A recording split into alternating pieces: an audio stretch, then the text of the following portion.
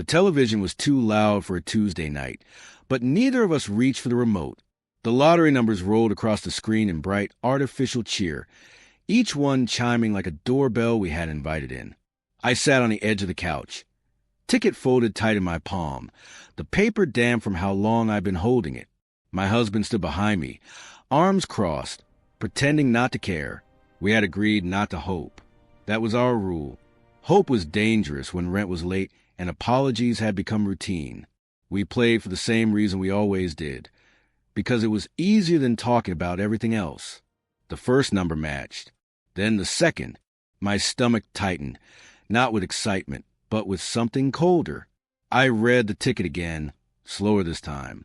My heart beat, so hard it drowned out the announcer's voice. When the last number hit, the room went silent. I said, my voice barely there, I think we won. He laughed once, sharp and disbelieving. No way. I handed him the ticket. Our fingers brushed, and I felt him hesitate before taking it, like the paper might burn. He checked the numbers 3 times.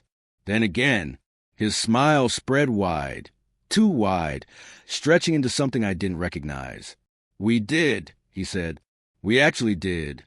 $888,000. The number hung between us, heavy and unreal.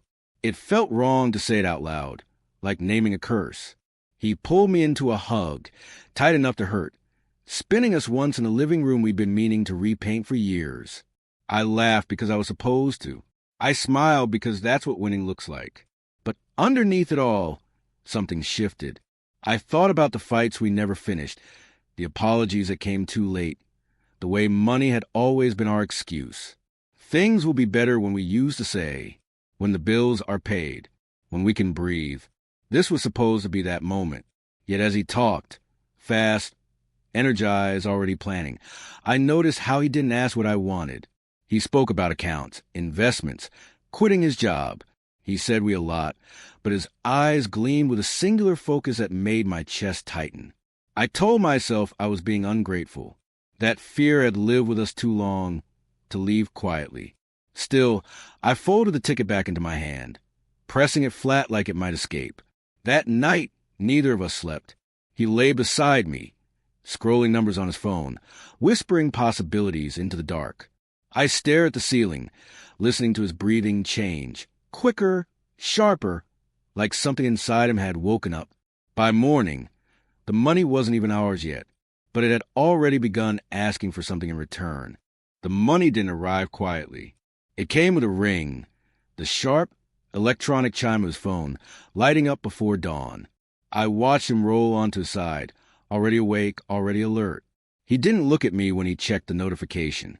His thumb hovered, then tapped, like he was afraid the screen might disappear if he waited too long. Just an email, he said quickly, though I hadn't asked. By the end of the week, our mailbox was thick with envelopes stamped confidential. Bank logos I'd only seen in commercials stared back at me in heavy ink. Every time one hit the kitchen counter, it made a sound, a dull, final thud, like something being decided without my consent. We sat across from each other at the small dining table, papers spread out where we used to eat dinner. He talked through interest rates and tax shelters, tapping his pen against the wood to keep his place. Tap, tap, tap. Each strike felt like punctuation. We should move it into a separate account first, he said, just until we figure things out. Separate how? I asked. He smiled, patient, rehearsed. You know, cleaner, easier to manage. I nodded, even though my throat tightened. The words joint and together never came up. Instead, he explained things to me slowly, the way he used it when I messed up directions or misunderstood a bill. It wasn't cruel. It was worse, calm, confident, unquestionable. At night, I started waking to new sounds. The click of the keyboard from the living room, the low murmur of him on the phone, voice dropping when I shifted in bed. Once, I heard him laugh, not the laugh he used with me, but something sharper, energized like adrenaline. When I asked who he'd been talking to, he didn't hesitate. Financial advisor. The next day, our savings account was empty. Not gone, transferred. He showed me the confirmation, like proof of good intentions. It's still ours, he said. Relax. But the way he said it made it feel like a correction. I noticed smaller changes, too. He started locking his phone. Started asking where I was going, when I'd be back. When I mentioned paying off my sister's old loan, he frowned just slightly.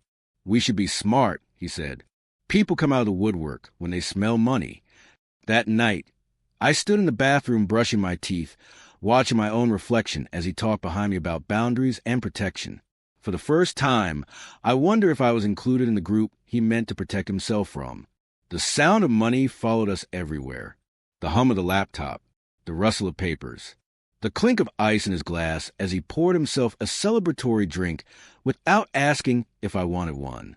It was loud enough to drown out the questions I didn't yet know how to ask. When I finally tried, when I said, "I feel like things are moving fast," he reached for my hand and squeezed. "Trust me," he said, "I'm doing this for us." His grip lingered a second too long. As I lay awake later, staring into the dark, I realized something I couldn't unhear. Money had a sound, and it sounded like a door closing. The door didn't close all at once. It eased shut quietly, the way things do when neither person wants to be the one who makes the noise. After that night, we learned how to live around each other again. Not together, around. Conversations became shorter, safer. We spoke in logistics instead of feelings. Groceries, appointments, numbers, anything that didn't require honesty.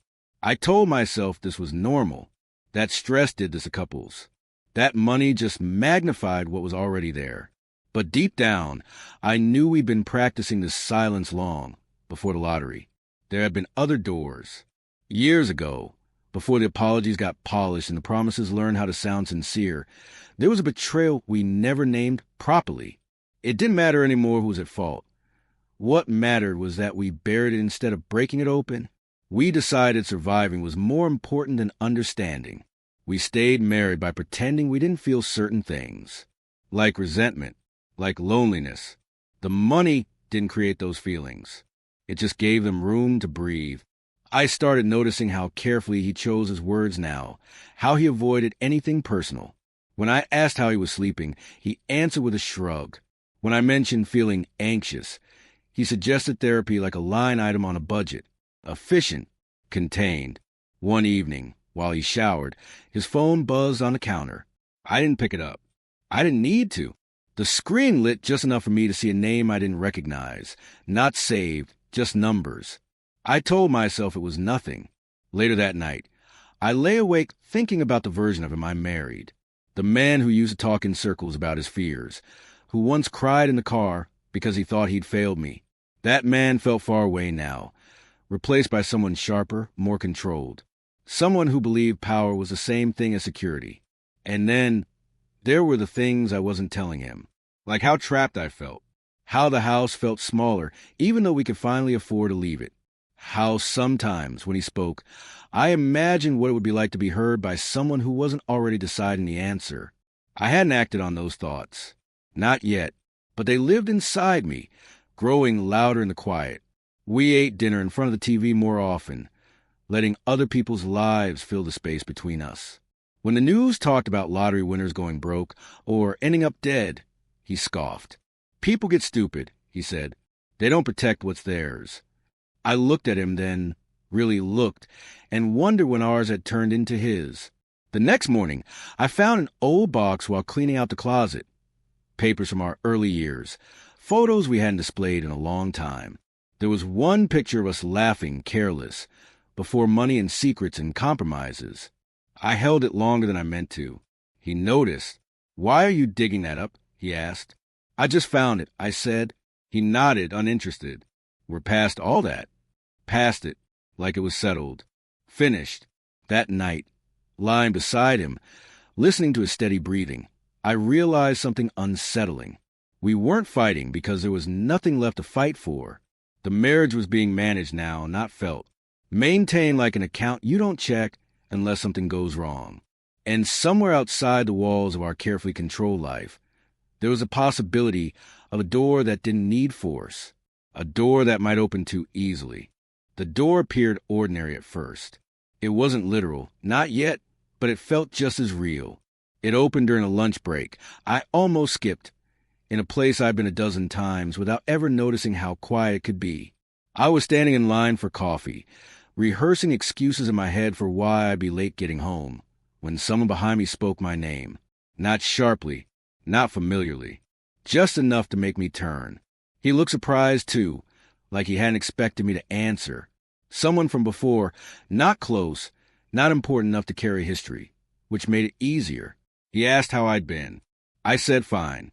We both knew it wasn't true, but that was the language we shared. We talked while waiting for our drinks. Nothing heavy. Work. The weather. How strange time felt lately. He didn't mention the money. Didn't ask questions. Didn't look at me like something had changed. That alone felt like relief. We sat at a small table by the window, sunlight cutting across the surface between us. He listened when I spoke, actually listened, nodding without interrupting, without correcting. When I stopped mid-sentence, unsure how much to say, he didn't push. He just waited. I realized, with a quiet shock, how long it had been since anyone had done that. When I checked my phone, there were 3 missed calls from my husband. No messages, just a vibration lingering in my palm like a warning. "You okay?" he asked. I smiled automatically. "Yeah, just life." He didn't argue with me about it. After that, the conversations found their own rhythm. Messages at first, brief, harmless, always during the day. He asked how I was holding up. I told him the truth in pieces. Not about the money exactly, but about the pressure, the way my home felt louder and colder at the same time. He never spoke badly about my husband. That would have made it wrong too quickly. Instead, he said things like, "That sounds exhausting, and you shouldn't have to carry that alone." The door didn't slam open. It creaked. At home, my husband noticed a shift before I did. He asked why I was smiling at my phone, asked why I seemed distracted. His questions were wrapped in humor, but his eyes stayed fixed on me too long. "Just a friend," I said once, and hated how defensive it sounded. He started coming home later, started drinking more. When we argued, it wasn't about the money. It was about tone, about respect, about trust. Words he wielded carefully, like tools meant to shape me back into place. One night, after another tight, circular fight, I stepped outside just to breathe. The air was cool, grounding. My phone buzzed. "You don't sound okay," the message read. "Do you want to talk?" I should have said no. Instead, I sat on the front steps, phone glow in the dark, and typed back more than I meant to. I told him I felt invisible, that I felt managed, that the money had turned my marriage into something transactional. He didn't respond right away. When he did, it was simple. "That's not how it's supposed to feel." The truth of it hit me harder than any accusation ever had. The next time we met, it wasn't accidental. We didn't touch. We didn't need to. The intimacy was in the understanding, in the way he remembered what I said, in the way he looked at me like I wasn't a problem to be solved. I told myself it was temporary, that I deserved one place where things were easy. At home, my husband tightened his grip without raising his voice. Accounts were reorganized. Passwords changed. Decisions made before discussions could happen. When I questioned him, he smiled thinly. "I just want to protect what we've built," he said. I thought of the door then, how easily it had opened, how quietly. And I realized that while one man was guarding the money, another had found the part of me that had been left unprotected. Greed doesn't announce itself as hunger. It speaks more politely than that. It sounds like concern, like planning, like I know better. And once you learn the language, you start hearing it everywhere. At first, it showed up in spreadsheets. My husband started narrating our finances the way someone explains rules to a child. Slowly, carefully, as if the wrong tone might make me panic. He sat across from me with his laptop open, numbers glowing between us, and talked about risk and exposure and long-term security. "You don't really understand how fast this kind of money can disappear," he said once, not unkindly. I watched his mouth form the words and felt something twist in my stomach. I understood plenty. I understood what it felt like to be edged out of decisions that used to be shared. I understood how every explanation ended with him holding the final say. When I asked why my name wasn't on one of the new accounts, he sighed, a small, disappointed sound. "It's temporary," he said. "Don't make it into something it's not." But it was already something. I noticed the changes in the details. He stopped asking if I was okay with purchases and started informing me after the fact. He corrected me in front of people when I talked about our plans. If I hesitated, he reminded me how much was at stake. "This isn't like before," he said. "We can't afford mistakes." The implication settled deep. You are the mistake. The more he tightened his control, the quieter I became at home, and the more I retreated, the louder his certainty grew. It was a balance he seemed comfortable with, my silence feeding his authority. Outside the house, the other conversations felt different. I didn't talk about money there. I talked about fear, about feeling erased, about how strange it was to live in a house that no longer felt like mine. I told myself it was harmless, words, not actions. But words have weight, and I was unloading mine into someone else's hands. At home, my husband started watching me more closely. He noticed when I dressed differently, when I took longer routes home, when I paused before answering his questions. "You've been distracted," he said one night, swirling ice in his glass. "Is there something you want to tell me?" The way he asked made it clear there was a right answer. "No," I said. He smiled, satisfied, and took a drink. The next morning, I discovered he'd moved more money, larger amounts this time. When I confronted him, my voice shook despite my effort to keep it steady. "I just want transparency," I said. He leaned against the counter, arms crossed. "I just want stability." It sounded reasonable. That was the worst part. Greed rarely looks like cruelty when it's wrapped in logic. That afternoon, I opened a notebook and started writing things down. Dates, amounts, conversations I didn't trust myself to remember correctly later. It felt dramatic, even paranoid, but also grounding. Proof that I wasn't imagining the shift. I didn't tell him about the notebook. The tension at home began to seep into everything. We argued about nothing and everything. About tone, about timing, about why I needed space, why he needed reassurance. He accused me of pulling away. I accused him of pushing too hard. "You're acting like I'm the enemy," he said once, his voice low.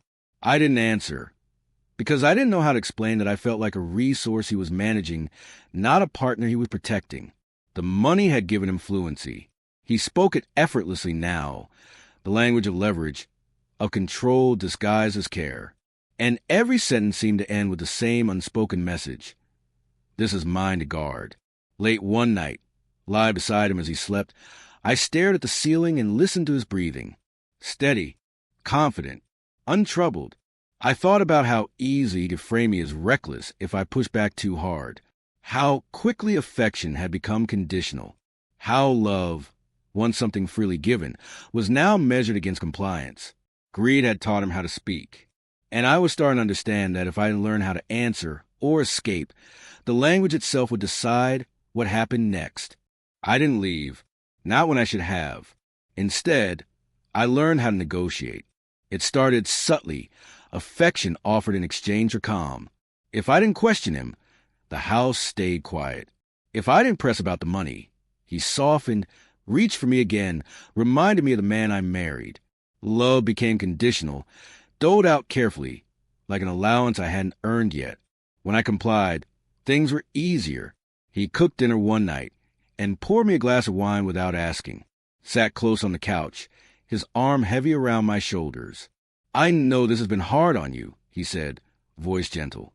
"I just need you to trust me." The words felt less like comfort and more like a request I couldn't refuse. I nodded. I always nodded. And then there was the other kind of leverage, the kind that didn't raise its voice. He started reminding me how much he'd protected us, how many decisions he'd handled alone, so I wouldn't have to worry. When I tried to assert myself, he tilted the conversation toward gratitude. "You know I'd never hurt you," he said once, his eyes steady. "But I need to know you're on my side."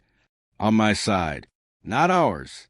Outside the house, I stopped pretending. The messages became longer, more honest. I admitted things I'd never said out loud. that I felt small, that I was afraid of becoming invisible in my own life. He didn't rescue me. He didn't promise anything. He just stayed present, which somehow felt more dangerous. "You don't owe anyone your silence," he said. That sentence lodged itself somewhere deep. The guilt followed immediately. I was still married, still sharing a bed with a man who believed he was doing everything right. I told myself emotional closeness wasn't betrayal, that I was just surviving. But survival has its own consequences. My husband sensed it before he proved it. He asked sharper questions, checked timestamps. Once, he picked up my phone and turned it over in his hand, casually, like he already knew what he'd find. "Anything you want to tell me?" he asked again. The room felt too small for lies. Still, I gave him one. "No." Something hardened in his expression. Not anger, calculation. After that, his affection became strategic. Apologies arrived without accountability. Gifts appeared after arguments. When I cried, he waited for me to finish before explaining why I was wrong to feel the way I did. "You're letting stress get to you," he said. "You're imagining threats that aren't there. Gaslighting is quiet. It doesn't demand belief. It wears you down until disbelief feels exhausting." I started second-guessing myself, wondering if I was the unstable one, if the notebook was proof of paranoia instead of protection, if wanting more than this made me selfish. The night it finally shifted, we argued over something small. I don't even remember what. A bill, a tone, a look that lingered too long. "You're pulling away from me," he said. "I can feel it." "I'm trying to breathe," I said. He stepped closer, not threatening, just close enough to remind me how easily space could be taken. "You wouldn't survive without me," he said softly. "You know that, right?"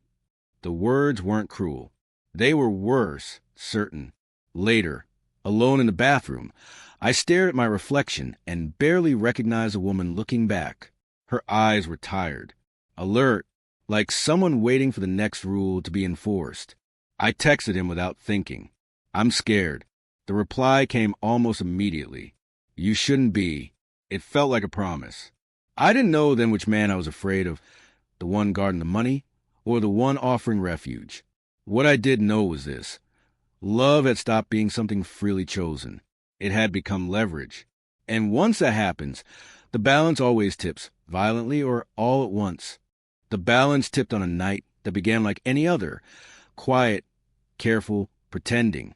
Dinner sat untouched between us, cooling on the plates. The television murmured in the background, a voice talking about whether we wouldn't feel.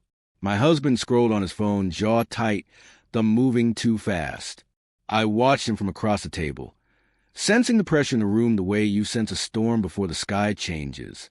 "You're not hungry?" he asked. "I am," I said. It was a lie. My stomach had been in knots all day. He set his phone down slowly. Too slowly. "You've barely eaten all week." The concern in his voice felt rehearsed, like something he'd practiced in his head. I pushed my fork around the plate, the scrape against porcelain sharp in the silence. "Can we talk?" I asked. He leaned back in his chair. "We are—" "No," I said. "Really talk." Something flickered across his face.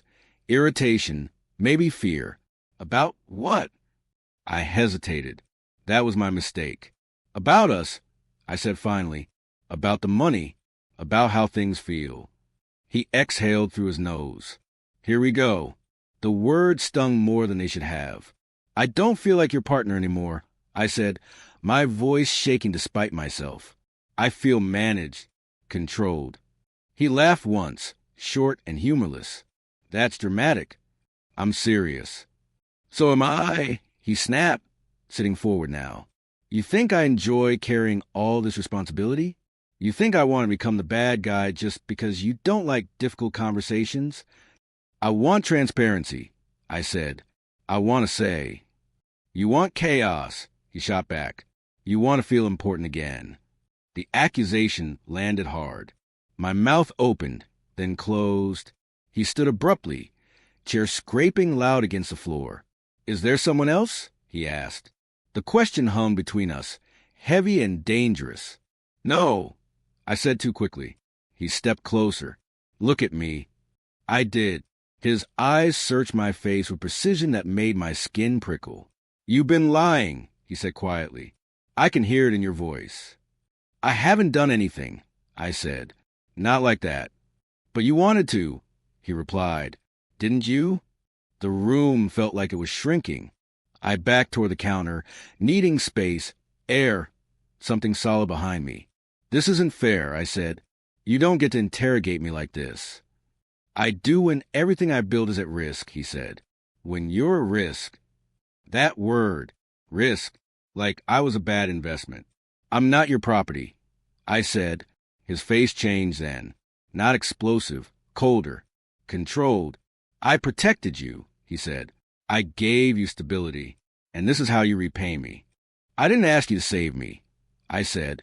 The silence that followed was thick, suffocating. His breathing was loud now, uneven. I realized, too late, that I'd crossed a line he couldn't step back from. "Give me your phone," he said. "No, now." I shook my head. "You don't get to." He lunged, grabbing my wrist. Not violently, not at first, but firm enough to stop me. My heart slammed against my ribs. "Let go," I said. "Then stop lying to me," he snapped. I pulled back instinctively. In the struggle, his elbow hit the edge of the counter. There was a sharp sound, skin on wood, bone on something hard, followed by a gasp. He stumbled. Everything happened too fast after that. A blur of movement, a misstep, the sickening thud as his body hit the floor. His head struck the corner of the table with a sound I will never forget, dull, final, wrong. The room went silent. I stood frozen, my pulse roaring in my ears. "Hey," I whispered. "Hey, get up." He didn't move. I dropped to my knees beside him, my hands shaking as I touched his shoulder. His eyes were open, unfocused. There was blood. Not much at first, just enough to make everything real. "Oh, God," I said. "Oh, God." I pressed my fingers to his neck, desperate for reassurance. There was a beat, then nothing. The world tilted. I sat back on my heels, staring at him, at the man who had loved me and controlled me, and now lay impossibly still on our kitchen floor. The money, the fights, the leverage, none of it mattered anymore. Only the silence did.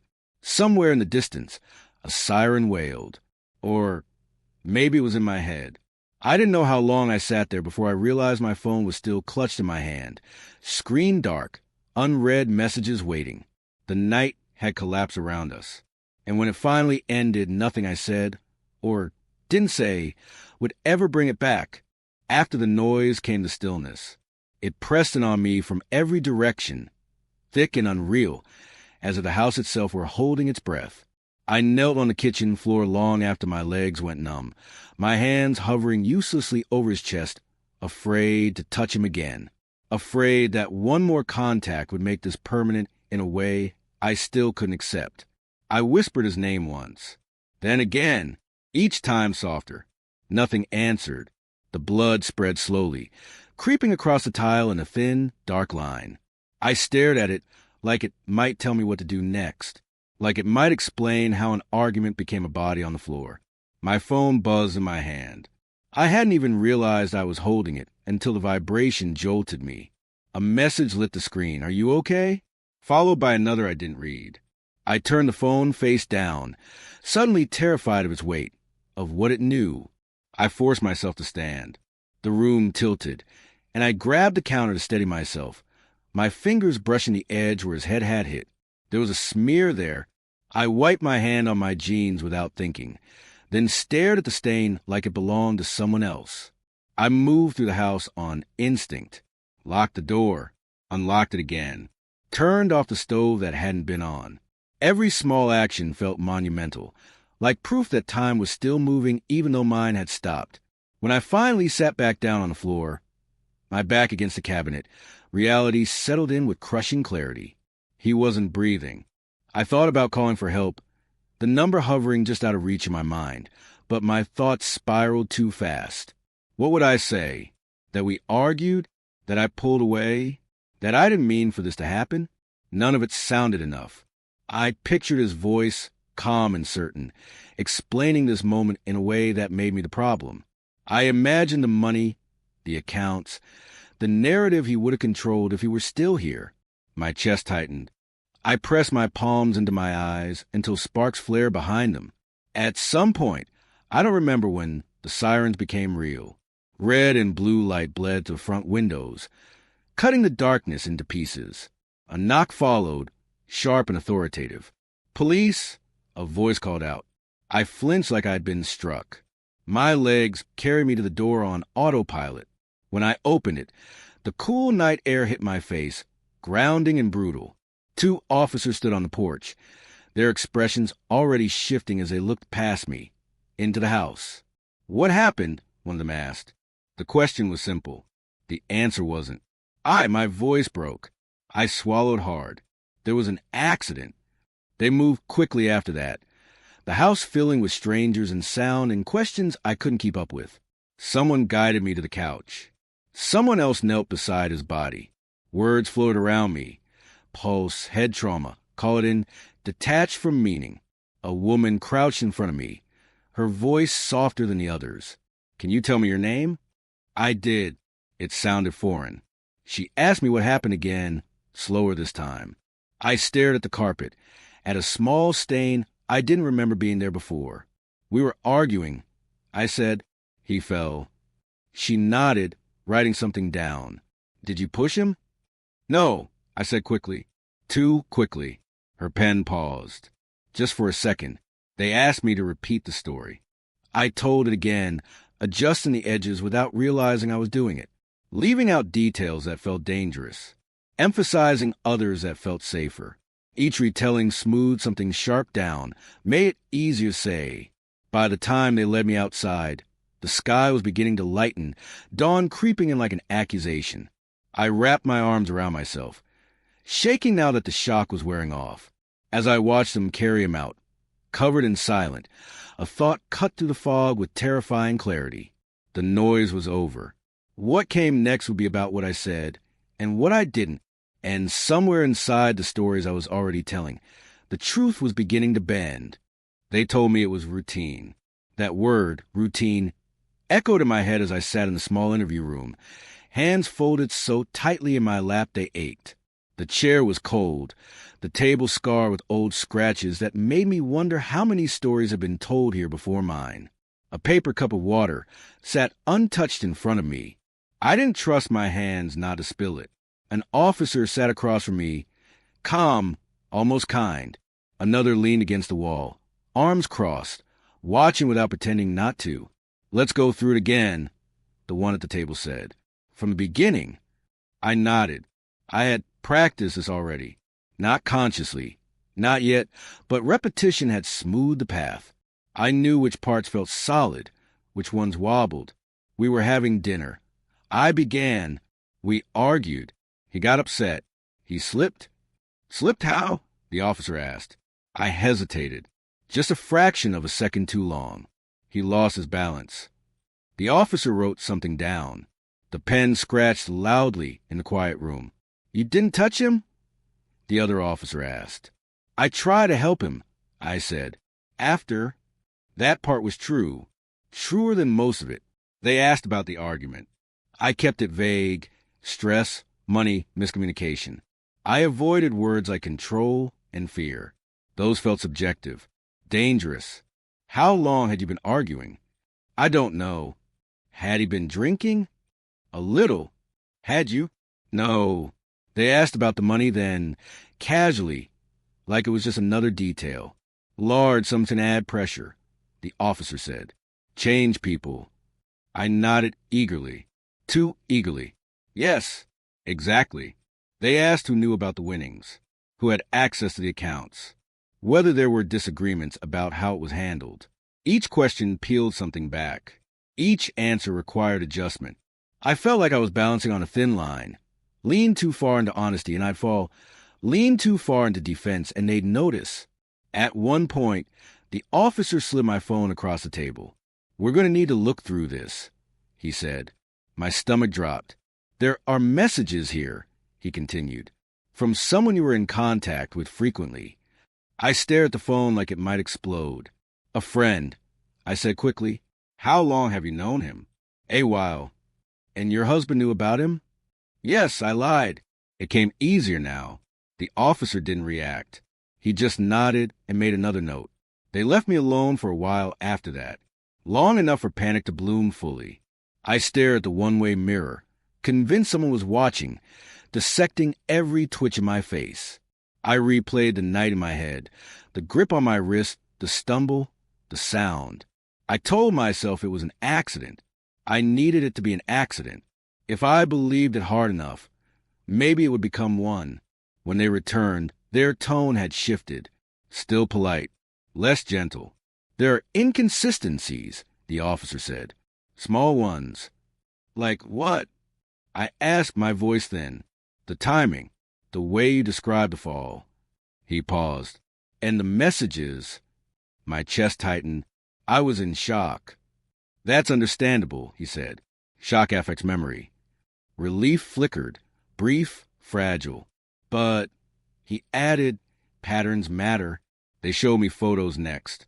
The kitchen, the table, the angle, clinical, unforgiving. Based on the injury, he said, we need to be sure there wasn't a push. I didn't push him, I said, louder this time. Silence stretched. Finally, he leaned back. We're going to continue looking into this. You're not under arrest right now, but this isn't over. Not over. When they released me, the sky outside was fully light. The world looked wrong, too normal. Cars passed. Someone laughed nearby. I wrapped my coat tighter around myself and walked toward the car that no longer felt like mine. I knew then that the story I'd told wouldn't be the last one. That truth wasn't a single thing anymore. It was something negotiable, something shaped by fear and survival. And somewhere between what happened and what I said happened, a version of me was forming, one who would have to live with whatever justice decided the truth was worth. Truth doesn't arrive all at once. It accumulates. It gathered in the days that followed. In phone calls I didn't answer, in footsteps outside the door, in the quiet weight of being watched without seeing who was watching. I stayed in the house at first, moving around the empty rooms like a trespasser. His absence was loud. Every creak, every shadow felt like an accusation. The police called on the third day. They wanted me to come in again. This time, there was no talk of routine, no gentle easing into questions. The room was the same, but the tone had hardened, sharpened by what they'd learned while I waited. We've reviewed the financial records, the officer said. There were significant transfers in the weeks before his death. I nodded slowly. He handled the money. We know, he said, and we know you were documenting it. My breath caught. They slid the notebook across the table.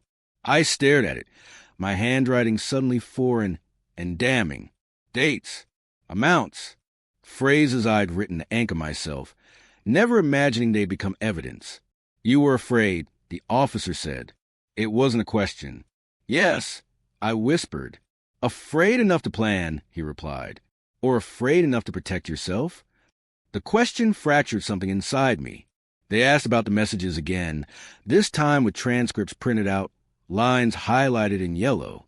Words that felt private now sat stripped of context, shaped into motive. I'm scared. You don't owe anyone your silence. They asked if I had planned to leave, if I'd talked about money, if I'd imagined life without him. Yes, I said, because lying felt heavier now. I thought about leaving.